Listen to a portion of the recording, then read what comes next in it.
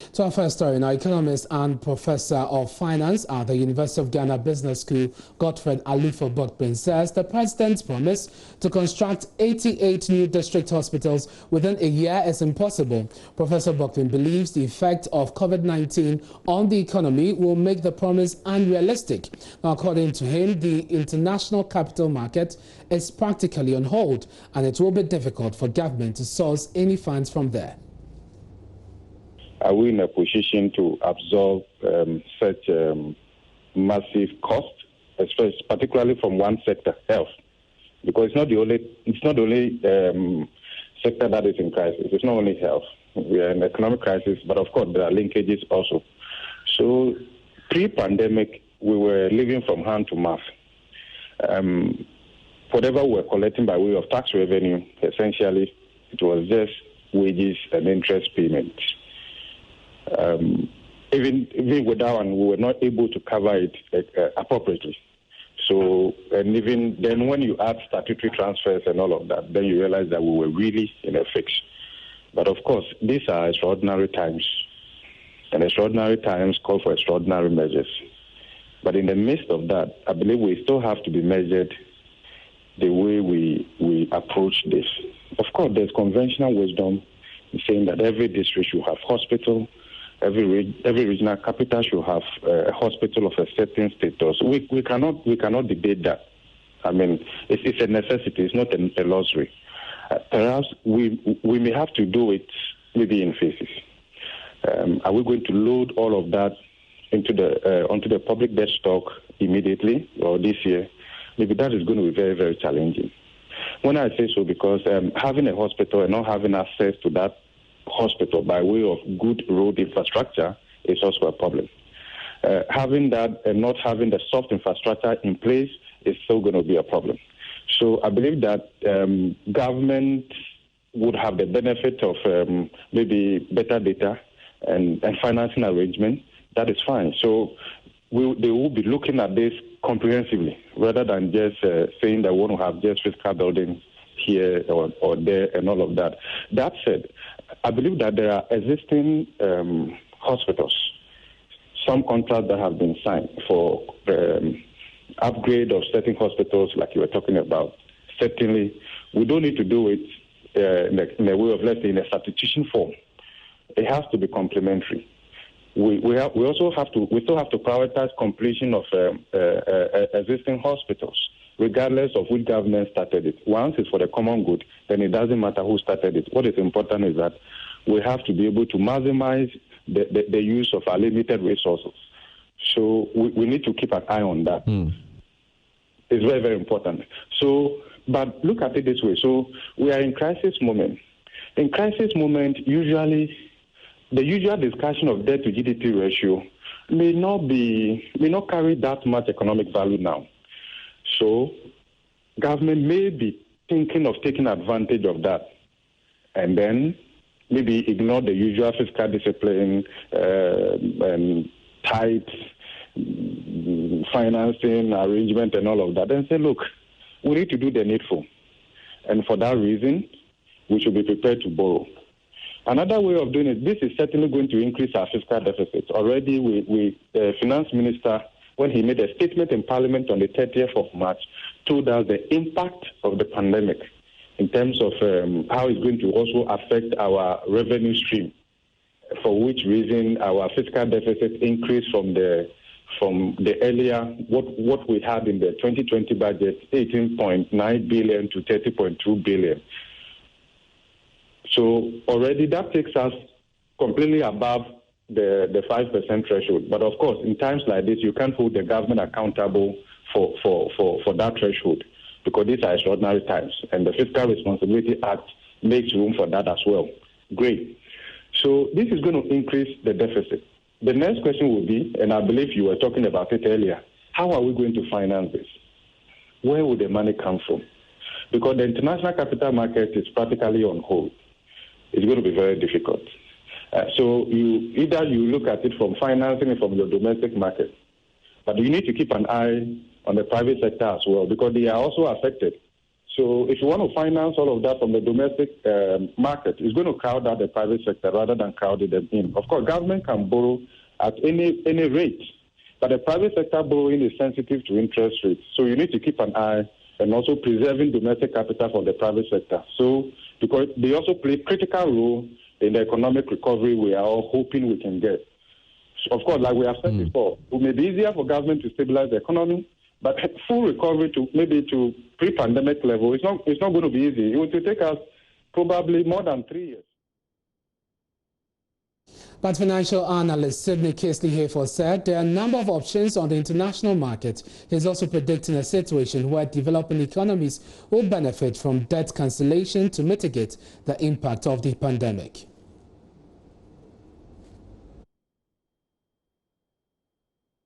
To be a lot more support to developing economies for us to be able to build the infrastructure. However, don't forget that the international community itself is struggling a little at this stage. How soon the whole world can come out of the crisis in which we are in and be able to developing economies is a different matter.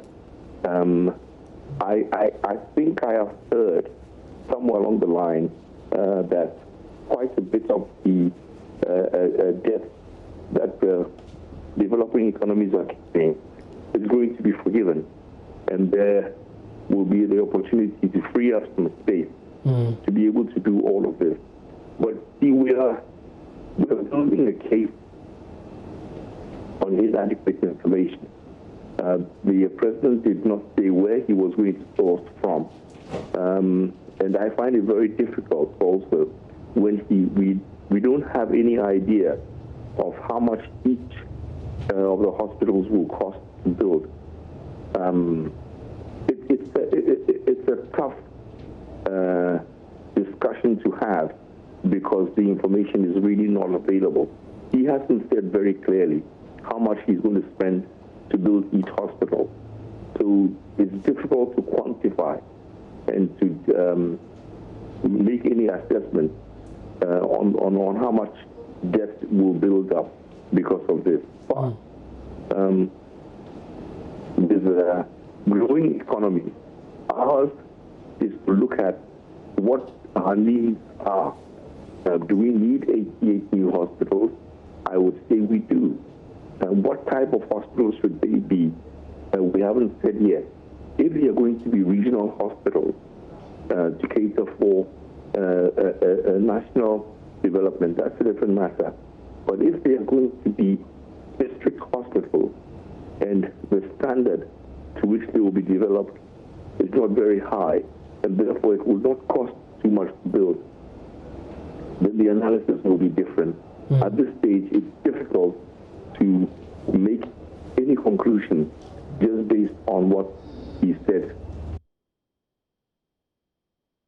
Let's move to Parliament now, where the minority is doubting the promises by President Akufo-Addo to build 88 district hospitals, and they are saying that will not materialize anytime soon. They say there are no provisions for that in the budget, and processes to secure loans for the construction cannot happen over the next 1 year. Minority spokesperson on health, Kwabena Mintah-Kando, says the president's assurance is political and as captured in the 2016 manifesto of the NDC, he is urging the president to desist from politicizing COVID-19 issues. Parliamentary correspondent Joseph Opoku-Gatwo joins us via Zoom.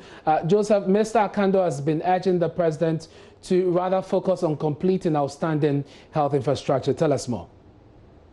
So he's been addressing the media and making the point that there are a lot of other ways that government in its efforts to deal with COVID-19 can help bring the situation under control than rather wanting to take what he says is political credit and trying to gain political advantage using the situation with the COVID-19.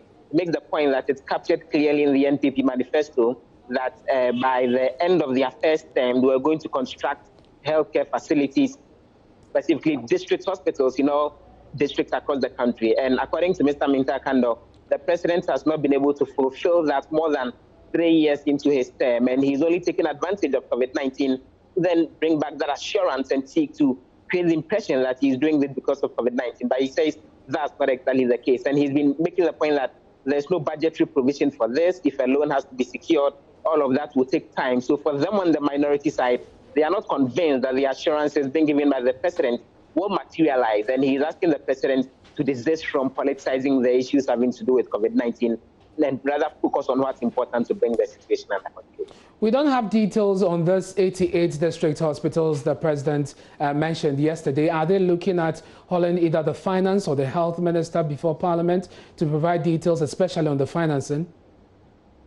He makes the point that particularly looking at the fact that there is no budgetary allocation for this particular set facilities, any such move to spend, whether from the public purse or even from international sources in order to deal with the situation and construct the hospitals, won't necessarily have to come back to Parliament for approval. And so they are just holding on to their breath, even as they await for any such processes to come to Parliament, when they will then demand the details as far as these initiatives are concerned. Joseph Opoku-Gatwa is our parliamentary correspondent, bringing us details from the Minority Committee on Health. The leadership there doubting the president's promise to build 88 district hospitals. You're watching Journeys today with me, Ernest Menu. We've been bringing you a number of stories, including the latest, which is President Akufo-Addo's promise to build 88 district hospitals. There have been varied views as to whether the economy can sustain this, but a health economist says it is a move in the right direction. Let me bring you some updates on what the situation is as we speak. On your screens there, the Ashanti region currently has 10 hospitals. The Volta region has 9. Eastern region has 8. Greater Accra has 7. The Upper East has 7 as well. Recently they had 1, ultra modern 1. OT has 5. The Upper West has 5. Bono has 5. The Western North region has 5. Savannah has 3. Bono East has 2. And remember that the newly created regions, that 6 of those regions would have new regional hospitals, we have been told by the president.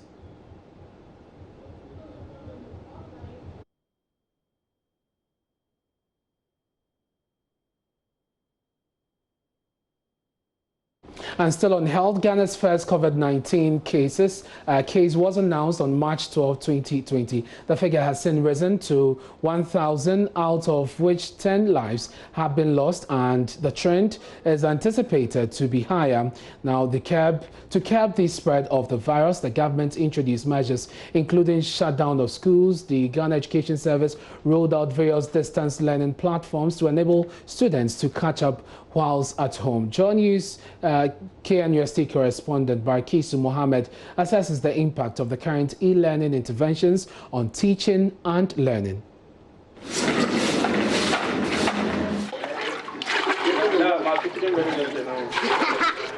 At Abuaso in the Ashanti region, I met Asmao, a parent. Her home chores begin just after Islamic dawn prayers. She sweeps, fetches water and washes clothes. She supervises her children to take their bath and have breakfast. The missing link, however, is they are not going to school, and she has little to offer them by way of teaching. English, math, any dictation. The daily routine for children now is jumping from one playground to the other. It has been the case since the president ordered closure of all schools indefinitely to prevent spread of the coronavirus. The Ministry of Education and Ghana Education Service have secured agreement with the Ghana Broadcasting Corporation on a 24-hour for broadcasting of education materials. The free-to-air dedicated channel known as Ghana Learning TV began on 3rd April 2020. The multimedia group had been running a similar channel known as Joy Learning. But what has been the response of the targeted group? Khalid Al-Hassan is a JHS student. What I've been taught in school, I don't know anything about TV learning. Farida is an SHS student. I've heard about learning TV, but I haven't watched before. I have a clue about it. People's teacher Satar Sibawe, though loves the idea, he thinks it's not enough. What about the basic, the basic pupils or the basic ones? You know, you and I know the foundation is the most important thing. When you are climbing an education ladder, the foundation is very important. So people who are in JHS and then primary also need equally as what the SHS people need. Senior high schools due to sit for the Basic Education Certificate Examination and West African Senior Secondary Certificate Examination respectively remains in limbo. GES has ordered suspension of all academic activities, while the West African Examination Council has put on hold all examinations. At the tertiary level, however, teaching and learning approach is different. Students have access to lecture notes through emails and instant messaging platform. WhatsApp. Same platforms are used for mid and end of semester exams as well as thesis as part of final assessment. Government announcement of virtual learning platform Zoom came with little or no surprise because some institutions had already piloted similar projects.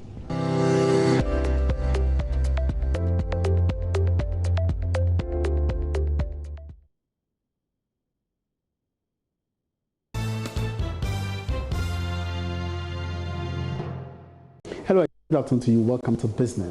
The Ghana Investment Promotion Center, GIPC, says the first quarter of 2020 saw a 400% jump in foreign direct investments in the country. 19 saw some come to halt. CEO of the GIPC, Yufi Grant, says it is time to look at and for which incentives will be provided. He added the strategy is also to look at improving infrastructure and technology in preparation for an FDI boom. Mr. Yufi Grant spoke with Utilan Tiamwa. I think that Ghana is rather in a position where we should be looking at the whole 100 billion could be a target for Ghana alone, not Africa. Because like I said, we do have the resources. What we have found wanting indigenously is the capital to develop a lot of these things. But we can attract investors with partnerships and linkages. And I believe that we have enough opportunity to absorb the 100 billion in the next 5 to 10 years. To build our infrastructure, to build our education, to build our health, to build social services and build our communities, smart cities, etc. We'll probably be able to take that $100 billion, Ghana alone. So I'm not sure it's time now to say that you should put a cap on foreign investment. Foreign investment, from my viewpoint, is about partnerships. Gone are those days of exploitation. I mean, gone are those days where people just plunged in and then took out and that was it. Now, we have foreign direct investment bringing in real capital, building businesses, and those businesses are not there fly-by-night businesses that they come in and they go out. They are businesses that want continuity because that's how they make their money.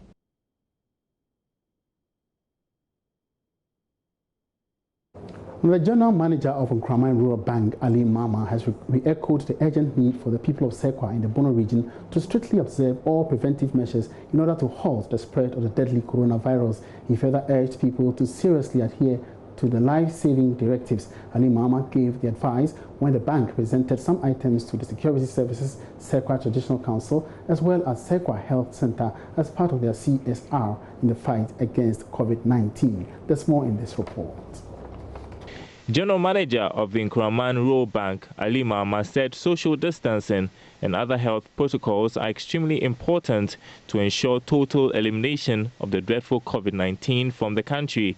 He subsequently urged Ghanaians to take them as life-saving sacrifice rather than a punishment. Ali Mama explained the motive behind the bank's presentation. As part of our corporate social responsibility, as directed by the President, in our own small way, we try to buy some of the sanitizers and the baskets to distribute to our clients. Because we cherish them most because without their help, the bank cannot operate. therefore, we thought it otherwise that we need to ensure that they are well secured and their health very strong. We've distributed almost about 25 basket rubbers, and then the sanitizers 25, and we are distributing throughout our branches, the 6 branches. We are also appealing to our customers, wherever they are, that they should take the directives that have been given by the Bank of Ghana to be very careful in the discharge of their movements. They should be careful that whatever they are doing, afterwards they have to wash their hands and make sure that they give distance not to contract the disease, because it's rare. Representatives from the Ghana Police and the Ghana National Fire Service in Sekwa, who received the sanitary items, commended Nkraman Rural Bank for their efforts towards combating the deadly COVID-19 in the Bono region. Kafui, Nesta Ajume's report.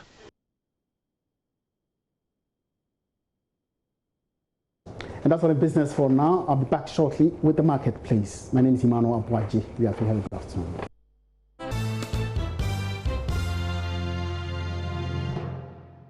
All right, let's do some more here. Now, the Chief Executive Officer of Enter Allies, Delali Senaya, wants a pay cut for players who, the suggested pay cut for players to be the last resort when all alternatives meet their, contractual agreements.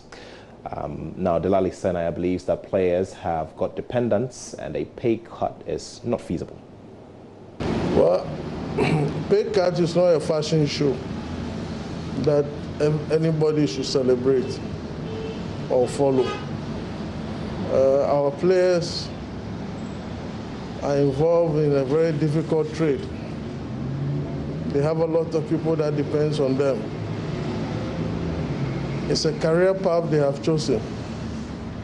Like any other industry, they need to be rewarded based on the agreement that was reached between the employer and them. But if it's extremely difficult for clubs to be able to pay their employees, and there's no other solution or there's no other way to get funding or funds to pay them, I think that would be the last resort. It's inevitable. But it has to be through negotiation. There must be a dialogue between the playing body and the managers or management to agree on some level of model to use. It's not like, hey, guys, you guys must take a pay cut. No, it doesn't go like that. It's something that will probably happen if our situation don't change early. We cannot be on pause for long due to COVID-19. Well, there's more here, and that will be exactly at 2 p.m. when I bring you Sports Today. In the meantime, Joy News Today continues, and World News is up next. My name is Nathaniel Atto, and I have love for sport.